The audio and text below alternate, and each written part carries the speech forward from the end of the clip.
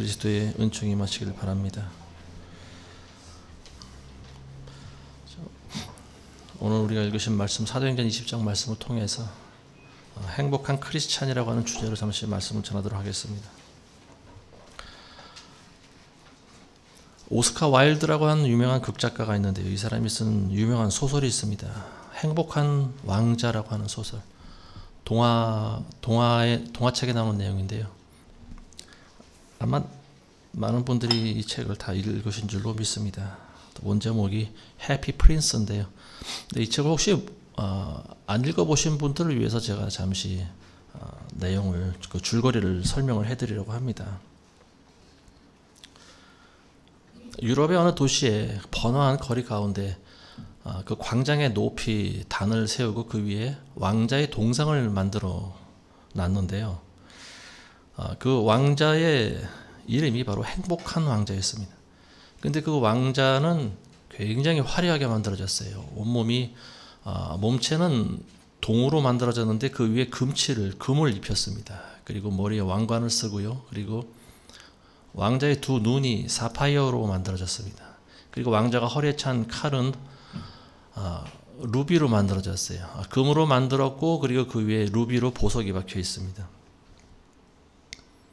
그래서 그 행복한 왕자를 보기 위해서 멀리서도 그 왕자의 모습을 보기 위해 이 도시로 사람들이 몰려들었습니다. 근데 어느 날 이제 가을이 왔는데요. 제비 한 마리가 날아가다가 그 왕자의 동상 밑에 잠시 쉬었다가 합니다. 그 제비는 이제 겨울이 오기 전에 따뜻한 남쪽 나라로 가기 위해서 날아가던 중이었어요. 이미 친구들은 다 날아갔고 이 제비는 혼자서 게으름을 피다가 뒤늦게 남쪽 나라로 향해 날아가고 있는 중이었습니다. 이집트를 향해 이제 날아가는 중이었는데요. 중간에 이 왕자의 동상을 보고 거기서 쉬었다 가기로 마음을 먹습니다. 그래서 밤이 돼서 그 왕자의 동상 밑에서 이제 잠을 자려고 하는데 갑자기 물방울이 툭 떨어지는 거예요. 그래서 제비가 잠을 자다가 깜짝 놀라서 일어납니다. 그래서 비가 오나 하고 하늘을 쳐다보니까 하늘은 맑아요. 비가 오는 것이 아니었어요. 그래서 어디서 물이 떨어졌나 다시 또 자려고 하는데 또 역시 물방울이 툭 떨어집니다. 그래서 가만히 보니까 하늘에서 비가 떨어진 것이 아니고 그 동상에서 그 왕자의 눈에서 눈물이 떨어지는 거였어요. 그래서 그 제비가 그 행복한 왕자에게 물어봅니다. 왕자님, 당신은 이 세상에서 가장 행복한 분 아닙니까? 근데 왜 울고 계십니까? 눈물을 흘리고 있는 거예요. 그래서 그 제비가 물어봅니다. 근데 왕자가 제비한테 이렇게 얘기합니다. 제비야, 저 멀리 보이는 작은 거리에 가난한 엄마와 그리고 아픈 소년이 살고 있단다. 그 엄마는 가난해서 아들의 약을 살 돈조차 없구나. 제비야, 내 칼자루에 있는 루비를 떼어서 그 엄마에게 갖다 주지 않겠니? 나는 움직일 수가 없구나. 이렇게 왕자가 제비에게 부탁을 하는 거였어요. 그래서 이 제비는 왕자의 부탁을 안 들어줄 수가 없습니다. 그래서 힘들게 그 칼에 붙어 있는 루비를 떼어냈습니다. 그리고 그걸 물고 가서 그 왕자가 얘기한 그 집에 살고 있는 모자에게 그 루비를 갖다 줍니다. 그래서 이제 그 집은 그 루비를 이제 팔아서 약을 아들에게 사줄 수가 있게 됐죠. 그래서 그 다음날 이제 아침에 제비가 일어납니다. 그래서 남쪽 나라로 이제 날아가려고 왕자에게 작별 인사를 하는데 왕자가 다시 또 제비한테 이렇게 부탁을 하죠. 제비야, 미안하지만 내 부탁을 하나만 더 들어다오. 저 멀리 다락방에 한 청년이 글을 쓰고 있는데 이 청년은 작가가 되기 위해서 열심히 글을 쓰고 있구나. 근데 추운 밤에도 가난해서 불을 뗄 장작조차 사지 못하고 있구나. 그러면서 그 왕자가 제비한테 그렇게 얘기합니다. 내 눈이 사파이어로 만들어졌다. 그러면서 이 눈을 한쪽 빼서 그 청년에게 줄 수 있겠니? 이렇게 이야기를 합니다. 부탁을 해요. 그러니까 제비가 차마 이거는 들어주기 힘든 부탁인데 그래도 너무나 간곡하게 왕자가 이야기를 하니까 제비가 그 부탁을 들어줍니다. 그래서 왕자의 눈을 그 사파이어로 만든 왕자의 눈을 떼어내죠. 그래서 그걸 물고 역시 그 청년에게 갖다 줍니다. 그래서 이제 그 일을 하다 보니까 그날도 날아가질 못한 거예요. 그래서 그날도 이제 왕자와 함께 지냅니다. 그래서 그 다음날에 제비가 이제는 오늘은 친구들이 있는 곳으로 기어코 날아가야지. 그래서 이제 왕자에게 작별 인사를 하니까 왕자가 또 부탁을 합니다. 제비야, 미안하지만 저 아래 광장에 성냥 팔고 있는 소녀가 앉아서 울고 있단다. 그 소녀가 성냥을 떨어뜨려서 전부 하수구에 적시고 말았구나. 그 성냥팔이 소녀가 그 성냥 판 돈을 가지고 가지 않으면 집에서 자기 아버지한테 매를 맞는단다. 그러니까 너는 가서 그 소녀를 좀 도와주지 않겠니? 그러면서 이 한쪽 눈, 이제 두 눈 중에 하나는 청년에게 갖다 주고 하나 남았지 않습니까? 그러니까 이 왕자가 이 한쪽 눈마저 그 성냥팔이 소녀에게 갖다 주라고 부탁을 합니다. 근데 제비는 부탁을 들어주고 싶지만 이렇게 이야기합니다. 왕자님, 미안하지만 한쪽 눈마저 빼내버리면 왕자님은 아무것도 볼 수가 없게 됩니다. 그러니까 왕자가 나는 괜찮으니까 어서 내 부탁을 들어다오. 그래서 실랑이를 하다가 결국 제비는 이 왕자의 부탁을 들어줍니다. 그래서 한쪽 눈을 또 띄어서 그 거리에 앉아 울고 있는 그 소녀의 손에다가 쥐어줍니다. 그러니까 이 소녀는 사파이어를 갑자기 생긴 그 사파이어를 손에 꼭 쥐고 기뻐서 집으로 달려갑니다. 집에 가서 이제 아버지한테 혼나지 않아도 되기 때문에 소녀는 기뻐서 달려가는 거죠.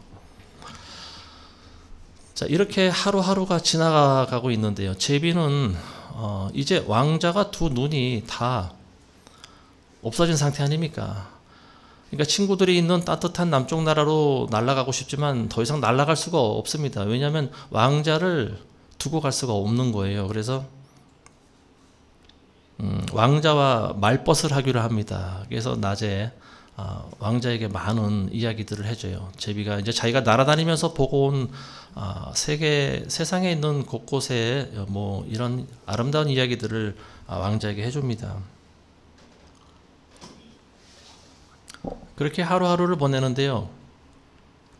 이 왕자가 어느 날 또 제비에게 그렇게 얘기합니다. 제비야, 나는 이제 두 눈이 없어서 아무것도 볼 수가 없구나. 내 대신 내가 이 거리를 날아다니면서 가난한 사람들을 보면은 내가 그들에게 내 대신 좀 도와주지 않으련, 그런 이야기를 합니다. 그러면서 내 몸에 붙어있는 금부치들을 조금씩 띄어서 그 사람들에게 갖다 주려무나. 그 사람들은 돈이 있으면 행복하다고 믿고 있단다. 그런 이야기를 해줍니다. 그래서 이 제비가 거리를 날아다니면서 불쌍하고 가난한 사람들을 봐뒀다가 왕자의 몸에서 이 붙여놨던 이 금을 조금씩 떼어냅니다. 그래서 그 사람들에게 갖다 줘요. 하루가 지나고 이틀이 지나고 시간이 지날수록 왕자의 몸이 어떻게 됐을까요? 점점 이제 금칠한 것이 다 바뀌어져 버리는 거죠. 그래서 원래 그 동으로 만들어진 그런 흉측한 모습이 다 드러났습니다. 두 눈은 빠졌고요. 그리고 칼에 붙어 있는 보석도 없어졌고, 그리고 몸에 붙어 있던 금칠도 금붙이도 전부 다 제비가 띄어서 가난한 사람들에게 나눠줬습니다. 이 시간이 지날수록 거리는 점점 활개를 칩니다. 그리고 아이들이 웃음소리가 들려와요. 근데 반면에 왕자의 몸은 어떻게 됐을까요? 점점 초라해지고 볼품없이 변해버렸습니다. 이렇게 하루하루 시간을 보내다 보니까 이제 겨울이 돌아왔습니다. 그래서 제비가 자고 일어나니까 어느 날 눈이 내리는 거예요. 눈발이 내리는 거예요. 근데 이제 제비는 몸이 오그라들기 시작합니다. 따뜻한 나라에 가야 되는데 추운 겨울을 맞이하니까 날아갈 힘이 없습니다. 그리고 그동안 먹지도 못하고 왕자의 부탁을 들어주느라고 너무 지쳐버린 거예요. 그래서 이제 제비가 자기 목숨이 이제 얼마 남지 않았다라고 하는 것을 깨닫습니다. 그래서 왕자에게 이제 마지막 작별 인사를 하려고 합니다.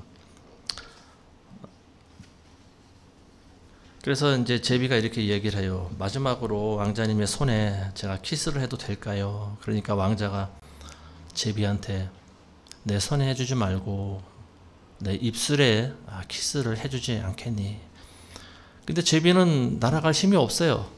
그래서 이제 죽기 전에 마지막으로 안간힘을 다 짜내어서 푸드덕거리면서 이제 왕자의 얼굴에까지 날아갑니다. 그래서 그 왕자의 입에 부리로 입을 맞추고 그리고 이제 숨이 다해요. 그리고 숨이 끊어집니다. 그래서 툭 하고 왕자의 발 밑에 떨어져요.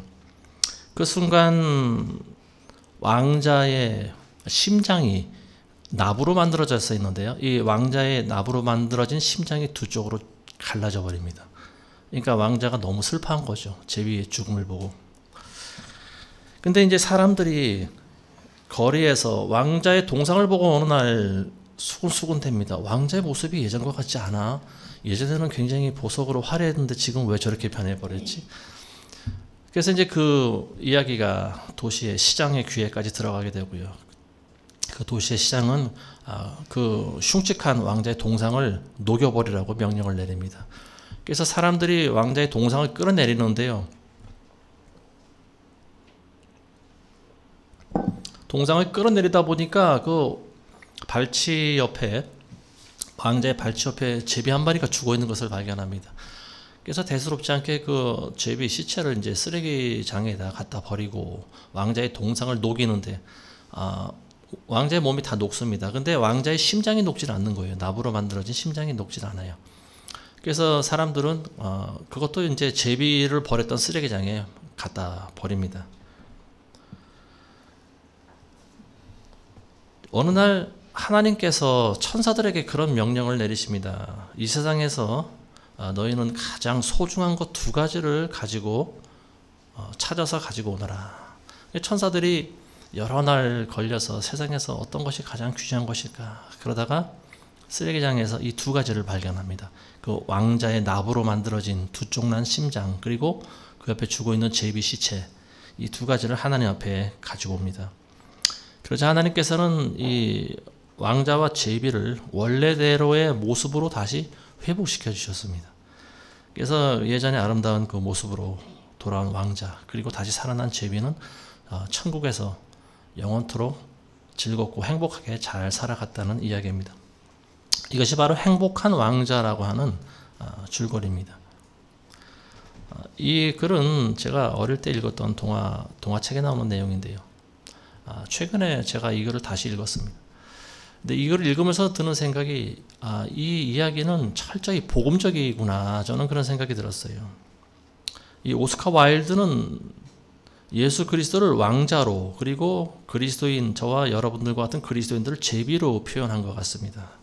그래서 원래 예수님이 하늘나라의 왕이셨지 않습니까? 왕자의 신분이셨는데 낮고 낮은 이 땅에 천한 몸을 입고 내려오셨죠. 그리고 우리 인간들의 모든 죄를 다 사하기 위해서 스스로 속죄제가 되신 분 아니겠습니까?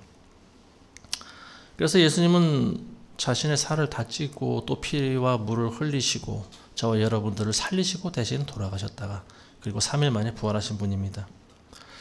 제비는 크리스천들의 삶을 대변하고 있는데요. 이 제비는 남쪽으로 날아가다가 우연히도 왕자의 동상 앞에 하루를 머뭅니다. 그리고 그것이 인연이 돼서 제비는 왕자의 부탁을 들어주고 그리고 결국은 왕자의 옆에서 목숨을 바치는 그런 일생을 살아가죠. 자, 이것은 뭐냐면은 그리스도인들이 예수 그리스도의 그 사랑에 감동해서 예수님을 사랑하게 되고요. 그리고 그 부탁을 들어주지 않을 수가 없는 그런 입장을 보여주고 있는 거예요. 예수님은 저와 여러분들 통해서 선한 일들을 하게 하십니다. 이 행복한 왕자는요, 스스로 움직일 수가 없어요. 제비를 통해서 선한 일을 하게 하십니다. 예수님도 마찬가지예요. 예수님께서는 직접 일을 안 하십니다. 저와 여러분들을 통해서 일을 하게 하십니다.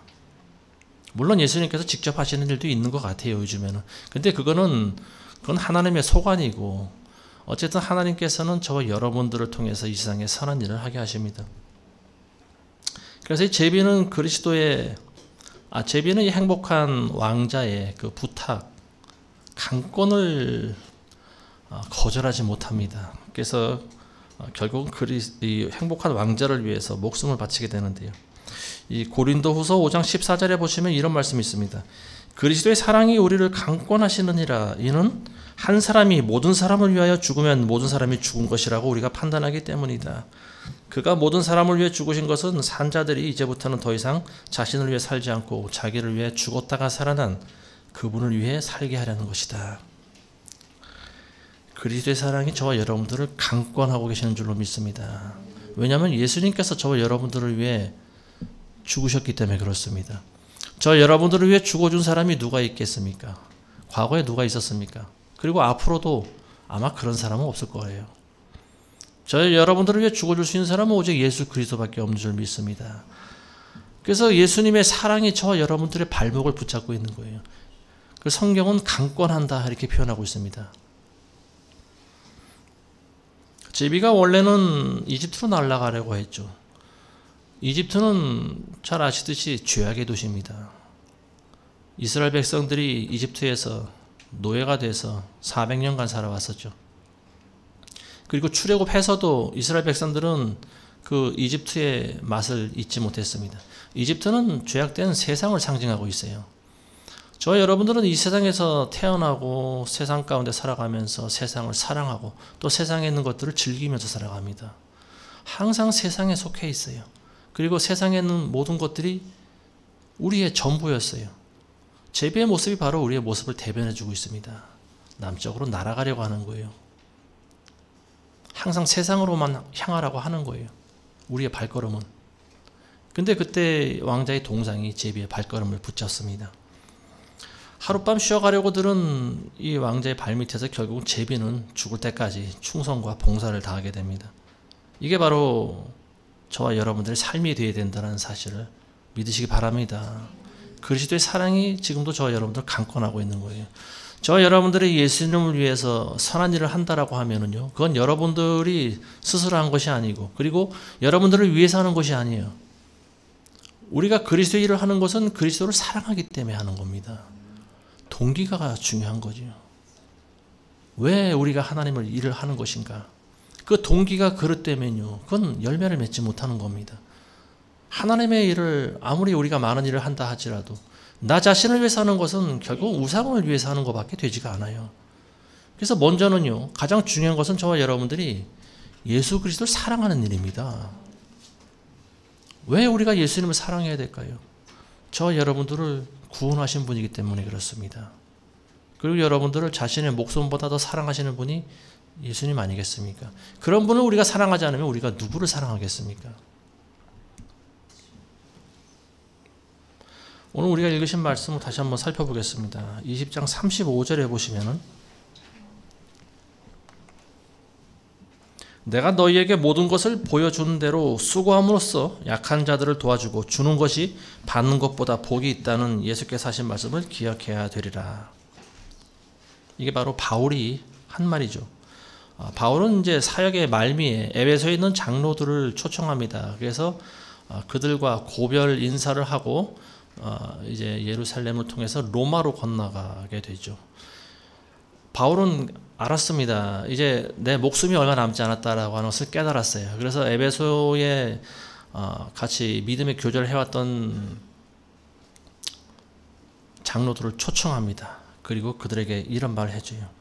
내가 너희에게 모든 것을 다 보여줬고, 그리고 내가 스스로 수고함으로써 내가 너희에게 부담이 되지 않았다.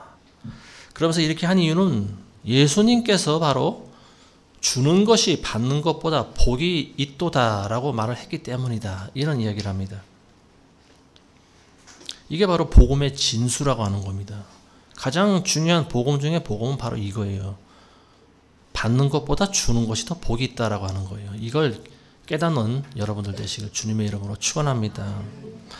야고보서 1장 27절에 보시면은 우리가 잘 아시는 말씀이 있죠. 하나님 아버지 앞에서 순수하고 더럽혀지지 않은 종교 행위는 바로 이것이니, 즉 고난 중에 있는 고아와 과부들을 돌보고 자신을 세상으로부터 흠없이 지키는 것이다. 고난 중에 있는 고아와 과부들을 도와주는 거예요. 가난한 사람들을 도와주고 어려운 상황에 있는 사람들을 도와주는 거예요. 그리고 자신을 세상으로부터 흠없이 지키는 일. 이게 바로 순수한 그리고 더럽혀지지 않은 그런 종교 행위라고 하는 거예요. 사람이 죽을 때는 가장 중요한 말을 합니다. 자기 마음속 깊숙한 곳에 숨겨놨던 이야기를 꺼냅니다. 바울이 한 말이 바로 그 말이에요. 바울은 수십 년 동안 하나님의 일을 하면서 많은 것을 깨달았지만 그걸 요약해서 줄이는 것은 예수님의 말씀으로 줄입니다. 주는 것이 받는 것보다 복이 있다. 사도 바울은 최초의 자비량 선교사입니다. 교회에 부담을 지우지 않았어요. 물론 교회에서 보내오기도 했겠지만 바울은 보내달라고 요구를 하지 않습니다. 그리고 바울은 스스로 성도들과 함께 일을 하면서 교회의 모자란 부분들을 충당합니다. 많은 사람들이 잘못 생각하고 있는 것이 있습니다. 그게 뭐냐면요, 그리스도인들도 포함되는 거예요. 많은 사람들은 자기가 많은 것을 소유해야 행복하다고 느낀다라고 하는 거죠.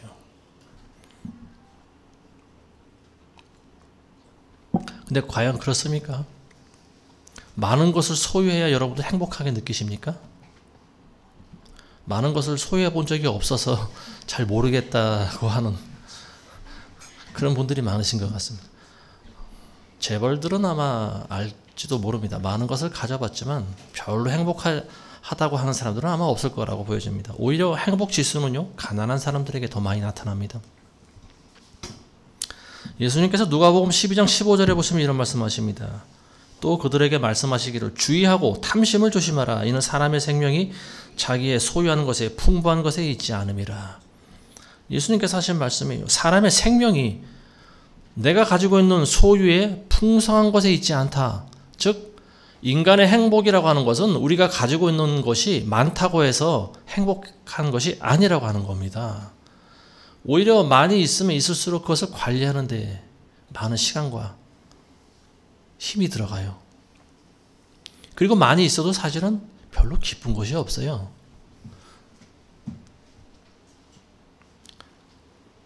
사람들은 보다 많은 것을 소유하려고 하지만 더 많은 것을 가지려고 하면서부터 생겨난 것이 뭐냐면 비극입니다. 바로 전쟁이 생겨나게 된 거죠. 그리고 살인이 생기고요. 도둑질하게 되는 역사가 있게 된 거죠. 이게 바로 인간들이 가지고 있는 잠재되어 있는 그런 죄악 가운데 하나인데요. 이게 바로 더 많이 소유하려고 하는 탐심으로부터 비롯됐다라고 하는 거죠. 이런 서로 조금이라도 더 많이 차지하기 위해서 서로 죽고 죽이는 역사가 지금도 계속되고 있습니다. 지구상에 있는 모든 나라가 200개가 넘는다고 하는데요. 수많은 나라가 있죠. 근데 영적인 나라로 보면은요, 영적인 눈으로 보면 이 세상에서의 나라는 두 가지밖에 없죠. 하나님의 나라가 있고요. 그리고 마귀들의 나라가 있습니다. 이 영적인 나라, 이 두 나라가 서로 치열하게 지금 싸우고 있죠. 이 두 나라는 태초부터 지금까지 계속 싸우고 있어요. 공중에서 싸우고 지상에서 싸우고, 공중에서는 영들끼리 싸우고, 또 지상에서는 우리 인간들을 통해서 마귀의 군대와 하나님의 군대가 지금 서로 치열하게 싸움을 싸우고 있는 거죠. 이 사탄이 하고 있는 일은 사람들에게 탐심을 집어넣는 일입니다.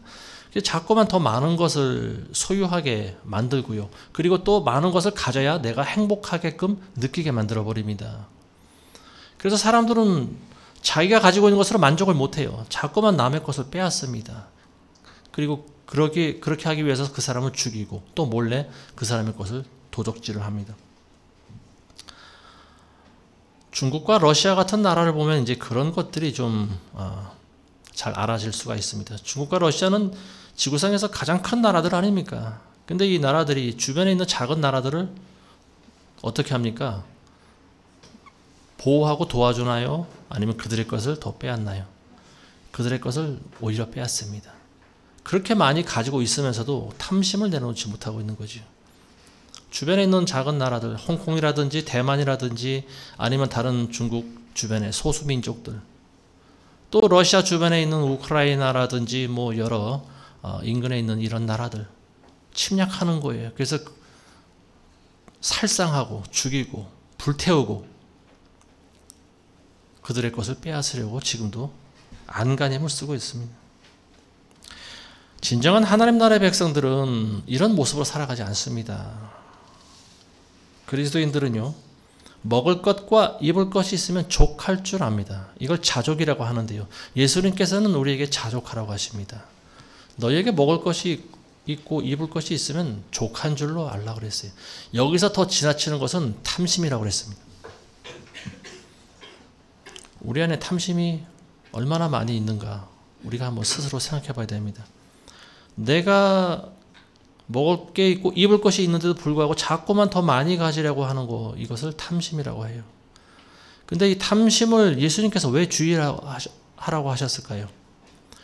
탐심이 가득 차면은요, 결국 그게 구원과 밀접한 관련이 있다라고 하는 거죠. 예수님께서는 탐심을 주의하라. 사람의 생명이 소유에 넉넉한 것에 있지 않다, 이런 말씀하십니다. 많이 가지고 있어야 내가 더 잘 사고 그리고 더 천국에 잘 들어갈 수 있을 것이다, 이런 생각은 본인만의 생각이에요. 착각입니다. 우리가 소유하고 있는 물질들은요, 저와 여러분들의 발목을 붙잡습니다. 왜냐하면 이 세상에 있는 것들이기 때문에 그래요. 사람의 생명은 우리가 가지고 있는 소유가 많아질수록 점점 반비례합니다. 점점 작아져요. 왜냐하면 천국문은 좁은 문이기 때문에 그렇습니다. 사람이 너무 많은 것을 가지고 있으면요, 부피가 거대해지죠. 몸집이 비대해지고 무거워집니다. 천국문에 들어가지 못해요. 천국문은 좁은 문입니다. 그리고 그 길은요, 좁은 길이에요. 그래서 예수님께서는 너희를 부인하지 않으면 천국에 들어갈 수가 없다, 이런 말씀하십니다. 부자 청년이 예수님한테 찾아온 적이 있었죠. 어떻게 하면 내가 영생을 얻을 수 있겠습니까? 먼저는 율법을 지키고 그리고 네가 가지고 있는 것을 다 팔아서 가난한 자들에게 주고 너는 내 뒤를 따르라. 근데 이 청년은 율법은 다 지켰지만 뒤에 있는 말씀을 순종하지 못합니다. 왜냐하면 가지고 있는 것이 많은 부자였기 때문에 그래요. 그래서 결국 이 청년은 영생을 얻으러 왔다가 결국은 영생을 찾지 않고 예전의 길로 다시 되돌아간 비참한 그런 청년이 되어버렸습니다. 부자가 천국에 들어가는 것은 낙타가 바늘길을 통과하는 것보다 더 어렵다, 예수님이 하신 말씀이죠. 그리고 그 말씀은 진리입니다. 많은 부자들은 천국에 들어가지 못해요. 왜냐하면 물질을 의지하기 때문에 그렇습니다. 그리고 하나님의 나라와 예수 그리스도를 물질보다 더 사랑하지 않기 때문에 그렇습니다. 그래서 예수님께서는 재물을 이 땅 위에 쌓아놓지 말라고 말씀하신 거예요. 그리고 이 예수님께서는 청년의 이야기뿐만이 아니고 어리석은 부자에 대한 이야기도 하시죠. 어느 날 이 부자가 많은 수확을 합니다. 평소보다 더 많은 수확을 내요. 그래서 자기가 가지고 있는, 소유하고 있는 이 작은 곡식으로는 그것들을 다 채워놓을 수가 없습니다. 그래서 곡식을 헐고 새로 큰 창고를 짓습니다. 그래서 거기에 수확한 모든 것들을 다 쌓아놓죠. 그리고 그걸 보면서 배를 두드리면서 스스로 만족하면서 그런 말을 합니다. 여러 해 동안 이제 이걸 먹고 내가 쓸 수 있을 것이다. 근데 하나님께서는 어리석은 자라고 이야기를 하시죠. 내가 네 영혼을 오늘 밤 빼앗아 오리니 네가 쌓아둔 것이 누구의 소유가 되겠느냐. 우리는 참으로 어리석을 때가 많아요. 이 땅에 많은 것을 쌓아둡니다. 너무나 많은 것을 쌓아두려고 해요. 먹고 살아갈 수만 있으면은 불필요한 욕심은 내려놓는 것이 좋습니다.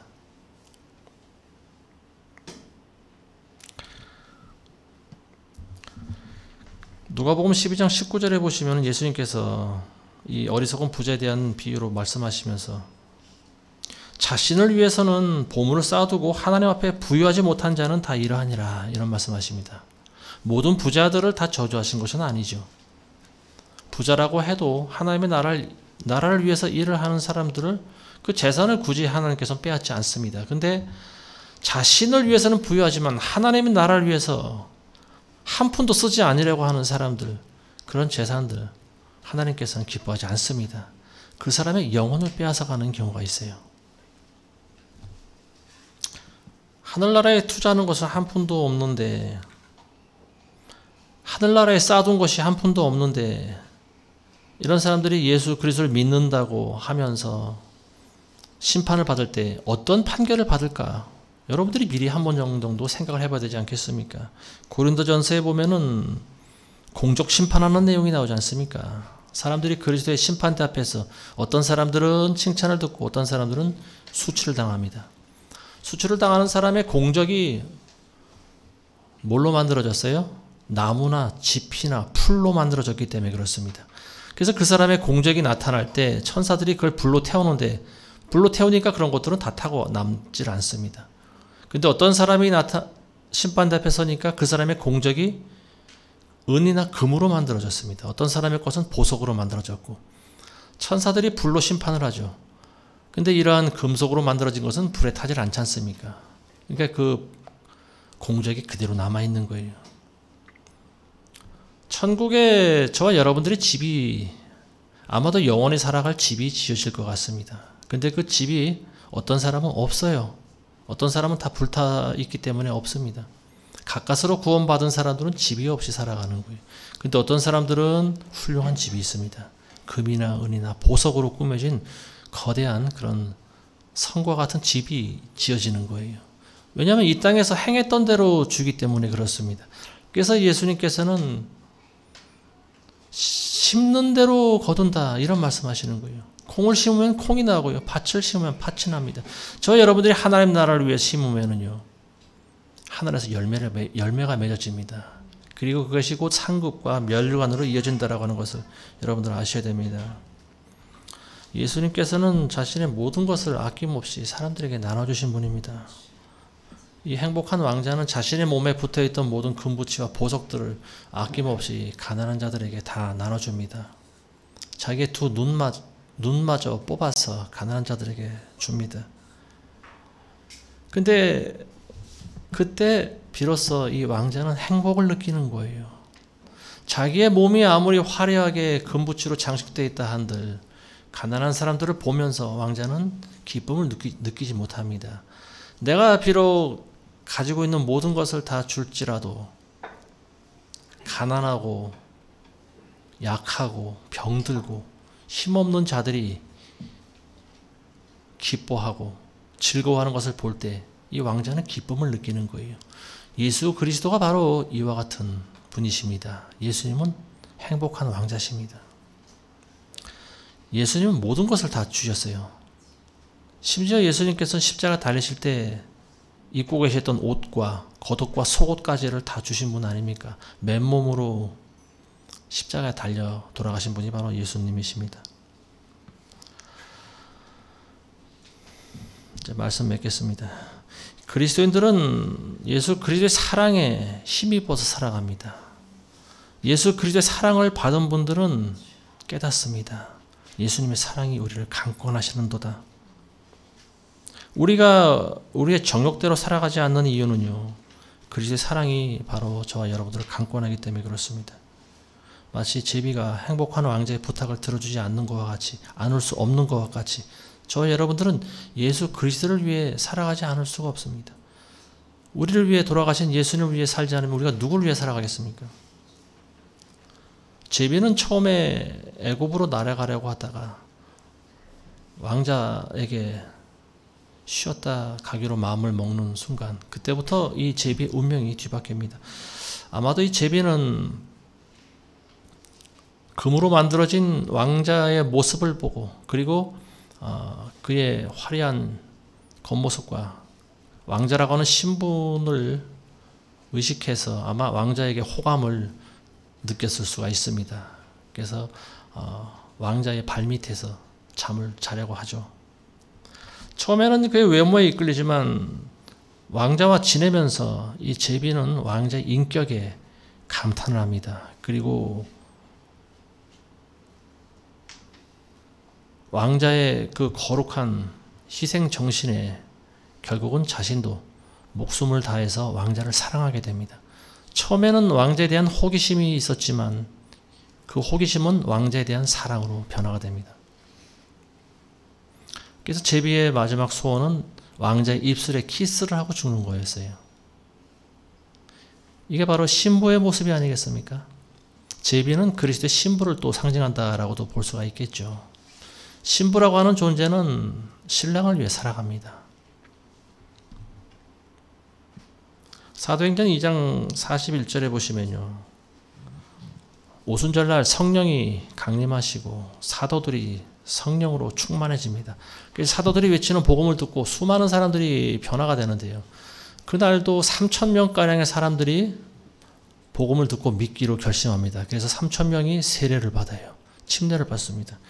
그리고 이 사람들이 어떻게 살아가는가 하면요. 사도들이 가르친 대로 살아갑니다. 그들의 교리를 따르고요. 그리고 믿는 자들끼리 교제하고 그리고 빵을 떼고, 빵을 뗀다라고 하는 것은 우리가 나누는 성찬을 이야기하고 있습니다. 그리고 기도하는 데 전념하죠. 그게 다인가 하면 다가 아니에요. 자신들의 소유를 자기 것으로 주장하지 않습니다. 더 이상 이제 내 것은 내 것이 아니라고 하는 거죠. 그래서 이 사람들이 살아가는 모습을 우리는 공동체라고 합니다. 자기의 소유를 주장하지 않는 거예요. 그리고 자기가 가지고 있는 재산과 소유들을 다 팔아서 가난한 자들의 필요를 채워줍니다. 아픈 자들에게 병원비로 주고 또 빚에 쪼들린 자에게 빚을 갚으라고 나눠주고 모든 사람들의 필요를 다 채워주는 거예요. 그러다 보니까 세상 사람들로부터 칭찬을 받습니다. 그리고 그리스도인이라고 하는 그런 거룩한 칭호로 불림을 받게 되는 거지요. 그리고 하나님께서는 그 교회에 날마다 구원받는 사람들을 더하게 해주십니다. 이게 바로 하나님의 축복이죠. 그리고 이게 바로 교회의 부흥입니다. 아무쪼록 저희 여러분들은 예수님이 가르쳐 주신 주는 것이 받는 것보다 더 복이 있다. 이 말씀을 항상 기억하시고 실천하시는 모두가 되시기를 주님의 이름으로 축원합니다. 그렇게 살아갈 때 하나님께서는 반드시 우리 에베네셀 교회에 놀라운 영적인 부흥을 주실 줄로 믿습니다. 기도하겠습니다. 거룩하신 아버지 하나님 감사드립니다. 오늘 우리가 나눈 행복한 왕자의 내용과 같이 우리는 이 죄악된 세상으로부터 우리 자신을 흠없이 지킬 수 있도록 인도하여 주옵시고 예수 그리스도의 그 사랑의 강권에 힘입어서 예수님의 부탁을 우리가 대신 들어줄 수 있는 그런 제비와 같은 삶을 살게 도와주옵소서. 가난하고 힘없는 자들에게 빵과 복음을 전하게 하시고 죽어가는 자들을 살릴 수 있는 그런 크리스찬들이 모두가 될 수 있도록, 그리고 그런 모습으로 살아갈 때 우리는 진정한 행복한 크리스찬들이 될 줄로 믿습니다. 감사를 드리며 예수님의 이름으로 기도합니다. 아멘. 저는 말씀 생각하시면서